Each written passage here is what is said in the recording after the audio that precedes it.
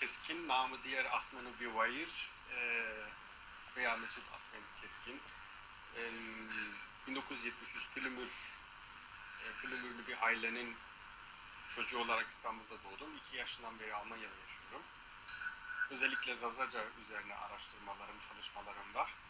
1993'ten sonra ana dilim Zazaca'yı aktif olarak konuşmaya başladım. Önceden daha az anlıyordum.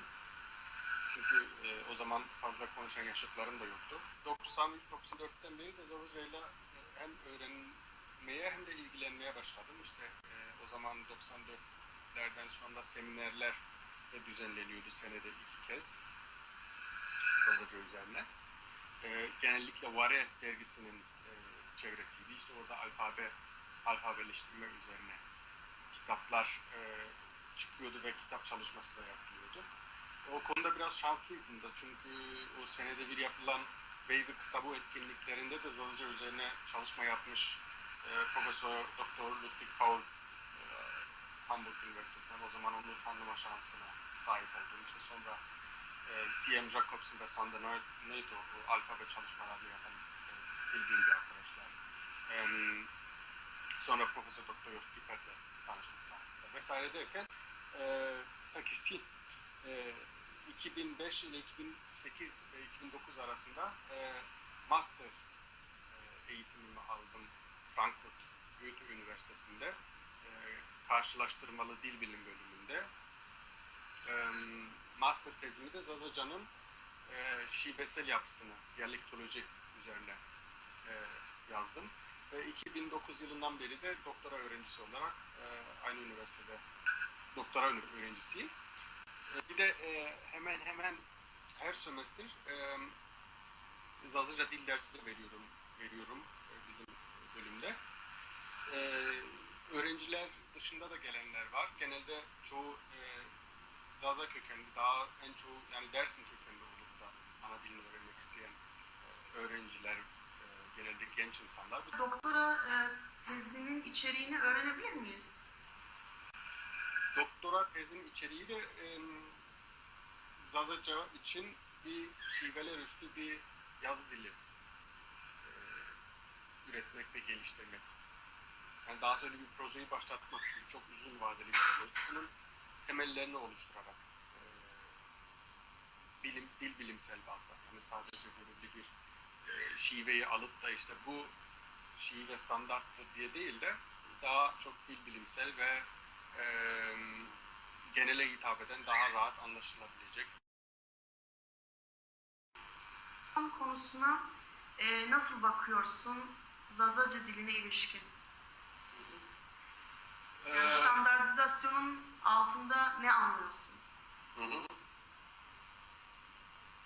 Onu iyi açıklamak gerek çünkü Türkçe, Almanca, İngilizce, Farsça gibi standart modellerinden uzak düşünmek gerek. Çünkü Zazaca'nın şimdiye kadarki yazı dilindeki geleneği yani 80'lerden sonra 80'lerin ortasından sonra özellikle Avrupa'da başlandı bu Zazaca'nın yazıya geçimi. Ondan önce tek Türk tabi dergilerde, gazetelerde yayınlanıyordu ama Zazaca'yı yazı dili olarak hedef alan, yani yazı dili olarak geliştirmeyi hedef alan bir dergi yoktu. Bu 80'lerin ortasında sonra başladı. İşte Bayre, Pia ve sonra Vare, Karşılığı, Çasovir gibi dergilerde. Orada zaten yazarların hepsi kendi şivesini baz alarak yazıyordu. Yani Zazaca'da herkesin kendi şivesini, kendi yöresinin ağzını yaz diline geçirme gibi bir geleneği vardı zaten. Yani bir standart yoktu ortada ve bahsettiğim seminerlerde de farklı yörelerden işte Dersim, Bartos, Siverek, Erzincan, Elazığ vesaire gibi yörelerden yazarlar gelip birbiriyle kendi şiveleriyle de anlaşıyordu ve başta tabii zorluk çekseler de sonra belli bir zaman sonra alışıp rahat bir şekilde anlaşma sağlanıyordu. Yazı dilinde de öyle. Dil bilimsel bazda olan bir standartizasyon çalışması yok. Standartizasyon çalışmaları olmuştur ve hala da var. Fakat bir bilimsel bir proje olarak yok ortada. Yani belirli dergilerin sadece belirli dergilerin yapabileceği bir durum değil bu. Bunda dil bilimsel kriterleri bazıları kuralları da esas almak gerek ve İsviçre'de örneğin hangi model madem ki işte Türkçe, Almanca, Farsça gibi dil modellerine esas alınmaması gerektiğini derken İsviçre'de 4 tane resmi dil var ama o 4 tane resmi dilden en çoğu yaygın olan Almanca, İsviçre Almancanın ağızları dahası. Avusturya'da ve Federal Almanya'da hemen hemen herkes okulda, hemen hemen değil yani tüm okullarda standart Hochdeutsch dediğimiz standart Almancayı öğrenmek zorunda. Tabii herkesin yerel şivesi olabilir. Hani Viyana aksanı, Münih aksanı, Hamburg veya Köln aksanı vesaire olabilir. Ama fakat standart bir yazı dili var ve şiveler aslında pek dikkate alınmıyor. Hatta bir şive ile konuşan, lehçe ile konuşanlara bir statü olarak daha farklı bir gözle bakıyor. Yani İsviçre'de ise durum farklı. Herkesin, akademisyenlerin de dahil, bilim adamların, öğretmenlerin, politikacıların dahil herkes kendi şivesini konuşmayı önemsiyor. Değer de veriyor. Yani standart yazı dili var Almanca. Yani bu Avusturya ve Almanya'daki standart dili orada da standart dil. Fakat veya haberlerde de ama konuşma dili olarak işte bazı Zürich, Bern vesaire gibi göre bir şehirlerde her yörenin kendine göre ağızları var ve hatta birbirine çok farklı ağızlar var. Yani bir Basel'den bir Bern'le anlaşmakta zorlayabilir. Fakat orada standart dil dahası resmi yazışmalarda kullanılıyor veya Almanya'dan, Avusturya'dan gelen birisiyle belki daha iyi anlaşabilmek için.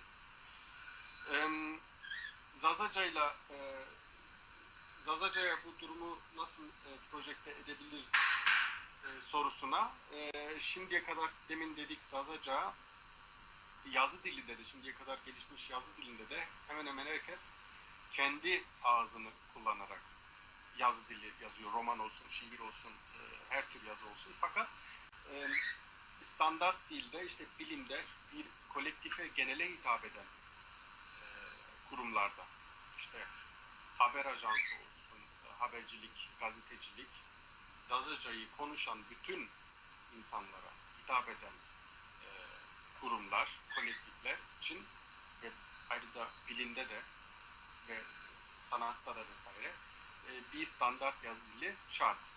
Fakat onun yanında işte İsviçre'de de olduğu gibi yöresel şivelerin ağızlarında korunmasına önem verilmeli hatta. Zazaca'da bölgelere göre ağız ve şive şekilleri vardır. Hani mesela Kuzey Zazacasıyla Güney Zazacası farklı oluyor. Diyarbakır'da konuşulan Zazacayla işte bir Dersim'in kuzey kesiminde konuşulan Zazaca farklı oluyor. O zaman senin bu ifadelerinden şu çıkıyor. Yani Zazaca kendi içerisinde farklı akımlara ve heterojen bir yapıya aslında sahip. Ve standartizasyondan aslında bahsettiğin zaman ki örneklendirdin bunu aslında İsviçre'deki model ve Almancayla aslında örneklendirdin. Bu Zazaca'nın içerisindeki farklılıkları yok etmeden, onları da yaşatarak, onları da kabul ederek bunları birleştirici bir ögenin yaratılması konusunda bir standartizasyon kavramını ifade ediyorsun aslında. Bunu doğru anladın mı? Evet, onun için yani bazı sitelerde, bazı yerlerde standart da tasarlanmayı düşünülen Zazaca uyarlanıyor da. Örneğin Wikipedia Zazacası da var. DIQ Wikipedia.org sitesinde. Orada isteyen kendi şivesiyle de yazar fakat administrasyon ve orayı yönetenler olarak standart şekilde yazmayı öngörüyoruz. Veya benim dünya klasiği olan Küçük Prens'in Zazaca çevrilmesinde de ben standart bir dil kullanmaya çalıştım. Fakat tabii bu ilk adımlar olduğu için yine de şeyle kıyaslamak doğru olmaz. Hani standartizasyonun çoktan yürürlüğe geçmiş, oturmuş işte Almanca, İngilizce, Türkçe gibi dillerle kıyaslanamaz.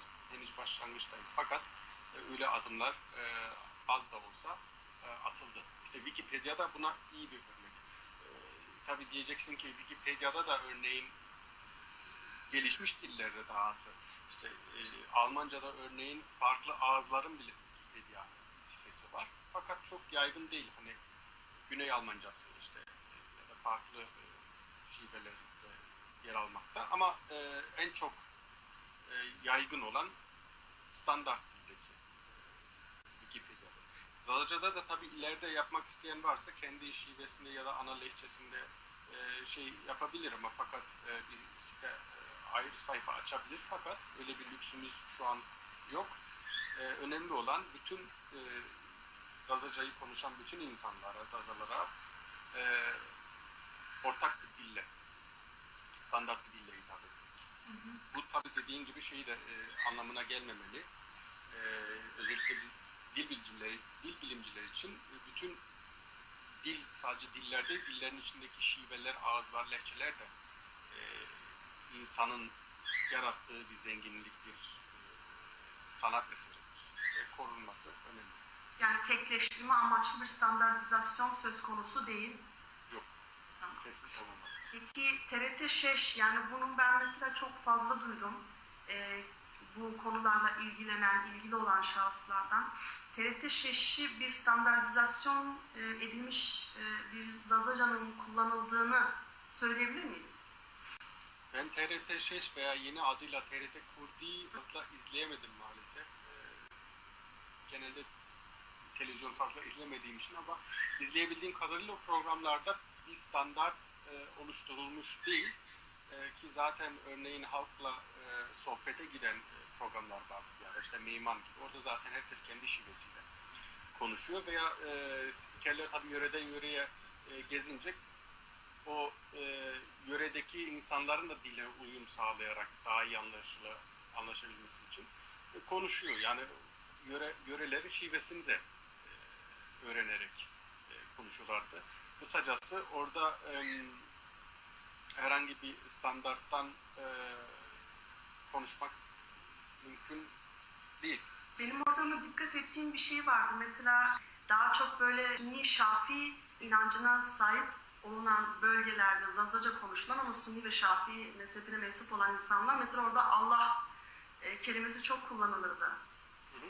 Zazaca'da kullanılır. Ama mesela Dersim'e geldiklerinde hak diyorlardı. Hak Tora Ajibo derlerdi. Allah Racibo değil de işte Hak Racibo. Yani inanç bazında da bir farklılık ve dili farklı kullanma da söz konusu diyebilir miyiz? Zazaca'da özellikle öyle. Yani her dilde o ayrım yok. Yani Kurmancı'da da örneğin Alevi yörelerin işte Sivas, Malatya, Pertek, Mazgirt gibi yörelerin kullandığı Kurmancı da diğer yöreleriyle bayağı bir fark göstermekte. Zazaca'da ise Alevilerin, Şafilerin ve Hanefilerin farklı ağızları var. Fakat bu ağızların içinde de yine kendine göre farklar var. Örneğin Bozat merkez ile Mamiki, Dersim yani Tunceli merkez ile ağzı da bayağı aslında farklı. Kuzey Zazaca'sının içinde. Merkez Zazaca'sı içinde de diyelim Piran ve Palu da birbirinden farklıdır. O dediğin Tanrı için kullanılan sözcükte zaten kriterlerden biri hani Aleviler hak kullanır, Şafiler Homa, Hanefiler de Allah. Fakat Allah Şafiler arasında da, Şafi Zazalar arasında da gittikçe yaygınlaştığını görüyorum ve tek tabii Kuzey Zazacasında da var. Zaten dua edilirken Cem'de de Allah Allah. Genel anlamda tabii hak. Fakat onun dışında da bazı önemli ses gelişimlerinde olsun, lügatta olsun farklar var. Peki buradan aslında toplum tarafından çok ilgi gören bir konu olan bu Zazaca dili ekseninde var olan etnik aidiyet konusu hakkında fikir ve düşüncelerini almak isterim. O biraz ya Dil bilim açısından ve bir dil bilimci olarak fazla girmek istemiyorsun. Bu daha çok siyasi bir konudur. Ama yine de yine de dil bilimsel açıdan bakarsak. dil bilimsel açıdan aslında etnolojide de dil her zaman olmasa da çok önemli bir bileşimdir etnolojide. Yani etnisiteyi göz önünde bulundurduğunda. Örneğin Türkiye üzerine yapılmış belki Türkiye'deki etnik gruplar üzerine yapılmış etnolojik çalışma diyebileceğim bilimsel bazda yapılabilmiş çalışma olarak Peter Alfred Andrews Ethnic Groups in the Republic of Turkey kitabında da Zazaları da, Kürtleri de, Türkleri de vesaire ya da Türkiye gruplar içinde de kriterler dil ve din. Hani Zazalar da Alevi Zaza, Sünni Zaza, işte Kürtler Alevi, Sünni ve Yezidi olarak orada etnik gruplar olarak sınıflandırılmıştır. Fakat bu üst etnisite diyebileceğimiz, bunun Doktor Kahraman, arkadaş Kahraman Gündüz Kanat da kendi doktora tezinde işlemiştir. Orada Zaza veya Demili etnisitesinden bahsediyor. Yani bu halkın aslında bir halk olduğunu ve Alevilik ve Sünnilik ayrımı olmadan bunların o zaman da bir halk olduğunu ve sonra dini fark edildikten sonra yaşam tarzının, inancının ayrıştığını ve bu tabii ki bilindiği gibi Arap, Türkmen, Kürt, Arnavut gibi halklarda da Alevi, Bektaşi, Sünni veya Hristiyan veya Yezidi farkları var. Aidiyet konusunda Zazalarda benim o konuda tabii kendime göre fikrim de var fakat yaşlı insanları yani siyasetle alakası olmayan insanları baza alırsak hemen Zazalarda şu şeyi görebiliyorum. Yani kendilerini etnik olarak Türklerden ve Kürtlerden farklı görmekteler. Zazalara dahası Kürtlük altında gören kaynaklar dahası Kürtler değil, Türk kaynaklardır. Çünkü Kürtler komşu olan Zazaları iyi tanıyor. Onları Dimli veya Zaza diye adlandırıyor ve o iki halk yani Zazalar ve Kürtler arasında aslında bir derdi de yok. Hani bu kim kimin alt lehçesi veya alt kimliği diye. Ama Türkçe'de Laz, Kürt, Çerkez gibi terimler genelleştirici ve aslında etnik açıdan da yanlış olarak da kullanıldığı için o şekilde Kürt derken tüm Doğu'yu da kapsayan bir terim. Hatta oradaki Türk Alevileri veya Diyarbakır'daki Türkmenleri de bazen kapsayabilir. Dediğim gibi Sünni Zazalarda daha çok etnik üzerine yani dini farkta olduğu gibi onlar etnik olarak da kendilerini Kürtlerden ve Türklerden farklı görür. Alevi Zazalarda ise özellikle son yıllarda bunun daha sonra 500 yıl geri gidersek Osmanlı'nın Alevileri dil ayrımı yapmaksızın baskı altında tuttuğu, katliam politikası sürdürdüğü için Aleviler arasında ister istemez de bir yakınlaşma, bir birlik duygusu oluştuğu için bugün de Alevi Zazalar arasında da ve tüm Aleviler arasında birbirini dahası bir halk olarak, bir kimlik olarak görüşü var. Yani bir yana şimdi Aleviler millet mi değil mi onun şeyine girmek istemiyorum ama Alevilik bir kimliktir. Saygı duyulması gereken bir kimliktir ve bir duygudur. Orada da etnik gruplar arasında fazla fark yapılmaksızın Alevi kavramı kullanılıyor. Fakat geriye gidildiğinde 80 yaşının üstündeki insanlara sorulduğunda orada Alevi'nin Kürdü, Zazası, Türkmeni vesaire tanıyorlarsa birbirini orada da o en azından dil bazından ve etnik bazdan şey vardı, bir farklılık vardı. Fakat o farklılık ya da kendini farklı görme Sünni ile gördüğü kadar büyük değildi. Aleviler mesela özellikle Dersim bölgesinde makrmanzime dedikleri zaman neyi ifade ediyorlar aslında? Çünkü mesela biz seninle geçen de sohbet etmiştik. Sen Erzurum'daki Zazaca konuşan topluluktan bahsediyordun. Onlar da mesela Kürtlere kırmanç derken kendilerine ne diyorlardı? Sarema veya Elevi. Sarema veya Elevi kendilerine diyorlar. Kürtlere kırmanç diyorlar. Dersim'de ise makırmanzime diyorlar. Yani bu ifadeleri nasıl, hani neye yoruyorsun? Neden böyle? Bir de şeyi katmak lazım. Karabel, Sivas, işte Kangal, Zara, Ulaş, Hatip gibi bölgelerde, özellikle Kangal, Zara bölgelerinde yaşayan Alevi Zazalarda, ki bunların çoğu Pülümür, Kuzey Dersim tarafından oraya göçme, Mazazayme ya da onlar da Ma der kendine. Fakat Zaza ve Zazaki terimi kendilerini ifade ediyor. Yani orada zaten sınırda Sünni Zazalar ile sınır veya Sünni Kürtlerle de sınırda olmadıkları için Zaza terimini kendileri için kullanıyorlar veya Ardahan'daki bir tane Zaza köyü de kendisine bildiğim kadarıyla hem Kırmanzla der hem Zaza der. Dersim'de, yani bugün Tunceli ve Erzincan'ı da içine alırsak, o yörelerdeki insanın Kırmanz demesi Alevi demek. Evet. Yani daha geriye gidildiğinde Alevi Zazaları aslında kullanılıyor. Çünkü o örneğin o konuda Cemal Taş'ın yayınladığı Roy Kırmancı kitabı, işte Hesen Ali Seykemali amcanın ağzından yayınladığı kitapta orada güzel bir şekilde de açıklıyor da Dersim'deki durumu. Hani Alevi Kürtlere Kırdas, Sünni Kürtlere Kur, Sünni Zazalara Zaza ve kendisine de Kırmanz diyen. Fakat şeyi de kendinden ayrılmış gören bu Sünni Zazaları da işte bir zamanlar aynı inancı taşırken sonra inancını değiştirip kendisinden ayrılan, hani bir nevi amcaoğlu Verezayma şekilde kullanılır. O şekilde görür. Yani Kırmanz'ı bugün Kürtlükle eşleştirmek doğru olmaz. Bir de şu var, aslında Kırmanz terim biraz daha karışık. Kurmaçlarda da öyle bir durum var.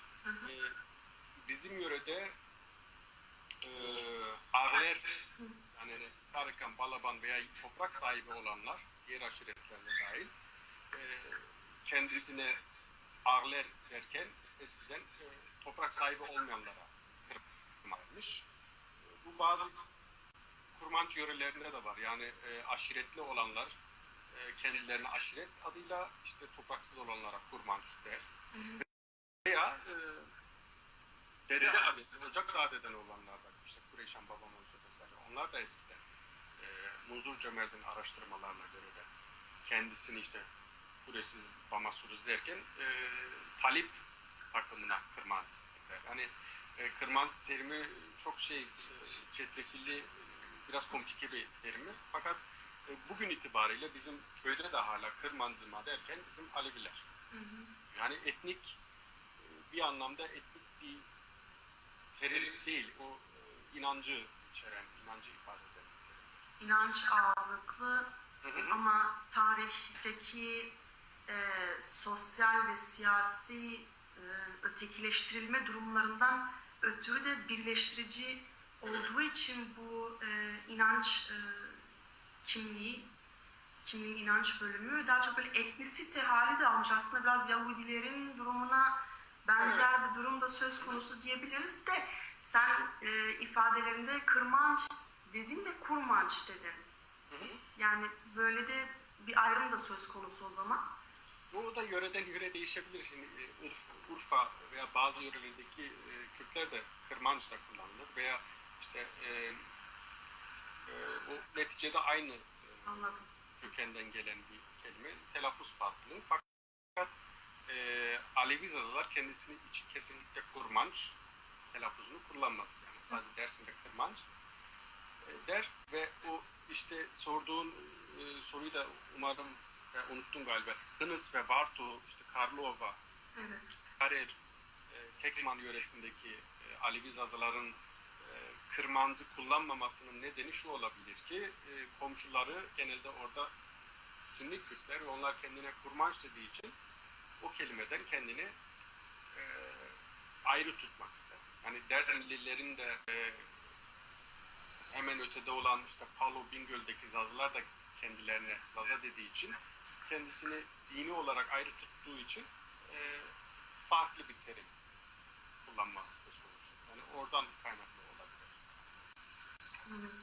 Peki.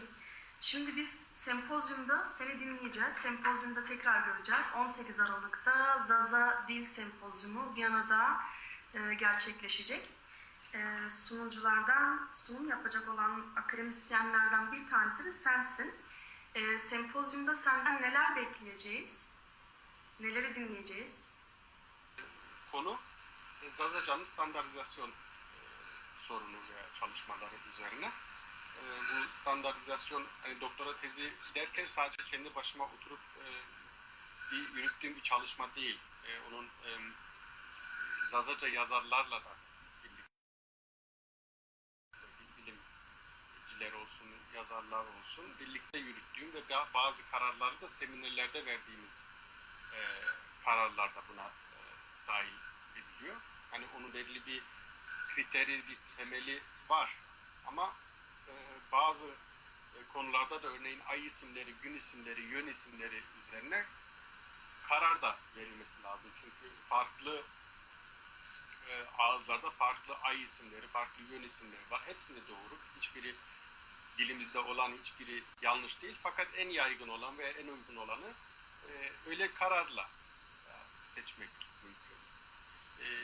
Kelimelerde de ne kadar kelime varsa örneğin Gureyane çalışmak ve işte diğer yörelerde diyelim Guryayne, Gırveyayne şeklinde telaffuz edilir. Orada Gırveyayne diyelim ki en aslına yakın telaffuzu. Orada karar kılınabilir. Fakat Hebetiyane de var yine. Hebetiyane işte Bartol'un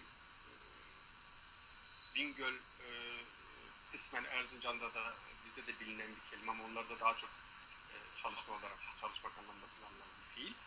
O da tabii dile dahil edilmeyen, yani biri diğerini dışlamaksızın dilin zenginliğidir. Bugün Almanca'da da bir kelimenin yani aynı anlamı taşıyan bir kelimenin olması sadece o dilin belirli bir yöresinden alınan değil, farklı yörelerden de derlenen anlamlar vardır. Tamam. Merakla bekliyoruz o zaman senin de sunumunu. Son olarak söylemek istediğin bir şey var mı? Sempozyumda diğer akademisyen arkadaşlara da başarılar dilerim. Özellikle senin verdiğin çaba, gayret için teşekkür ederim. Hector Arazibo. Perché è stato già Poverdana, atan kaki Tozah Merenket, Tozah Poverda, Gayretket. Hector Arazibo teni zorlamak kesinlikle bu. Ve bu sempozyum sadece sempozyum olarak kalmamalı. Kitap olarak kitaplaştırılmış şekilde çıkması çok önemli ve bilime çok önemli bir hizmet ve kalıcı bir eser. Ve sadece bir ilk adım olarak görülmeli. Yani önemsediğim memlekette de şu an işte Bingöl, Diyarbakır, Adana ve ilkin İstanbul'da kurulan Zaza Der ve Zaza dernekleri de bu konuda birlikte el atıp yurt içinde de böyle çabalar, böyle sempozyumlar yapmasını diliyoruz. Yani ilk adımlar atıldı orada. Dersim ve Bingöl Üniversitesi'nin yaptığı sempozyumlar oldu. Zaza Dili Sempozyumu, Zazaca Sempozyumu, Dersim Sempozyumu. Fakat devam etmeli bir şekilde. Onun için bu sempozyumda farklı bir, yani ilk defa Viyana'da böyle bir sempozyum düzenleniyor Zazaca üzerine. Çok sevindirici ve umutla umutlandırıcı, üretici bir sempozyum olacak bana göre. Ve başarılı olmasını diliyorum. Önemli bir noktaya değindin. Sempozyum sonuçları bilimsel olarak tasdiklenmiş bir kitap halinde ilgililere ve ilgili kişilere, ilgilenen insanlara ulaştırılacaktır, kazandırılacaktır.